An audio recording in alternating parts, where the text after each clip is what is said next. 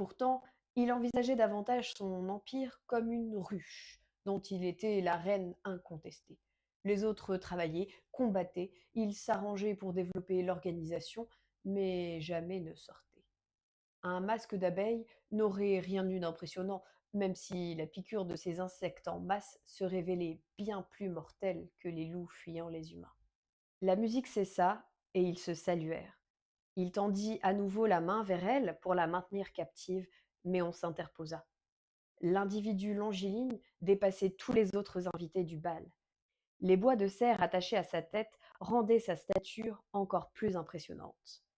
Julian ne se souvenait pas l'avoir vu dans son palais jusqu'à cet instant. Annabelle lui fit une révérence et accepta la main nervurée vers elle. Le cerf posa une main délicate dans son dos. Ses doigts chauds contre sa peau la firent frissonner.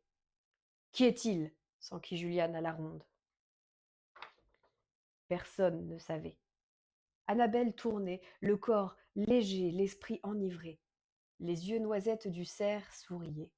Son odeur d'humus flottait autour d'eux comme un rempart aux parfums capiteux et aux poudres des autres invités.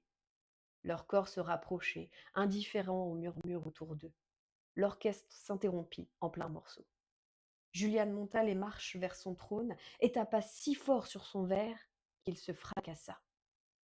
Le cervidé lâcha un rire discret. Annabelle lui saisit la main et l'éloigna de la foule. Elle se glissa jusqu'au balcon avec l'inconnu. Dans la pénombre, elle voulut soulever son masque, respirer à plein nez l'air frais du soir. L'inconnu retint son geste, baisa sa main et sauta par-dessus la rambarde. Elle cria. Annabelle s'avança au bord du balcon, la gorge nouée.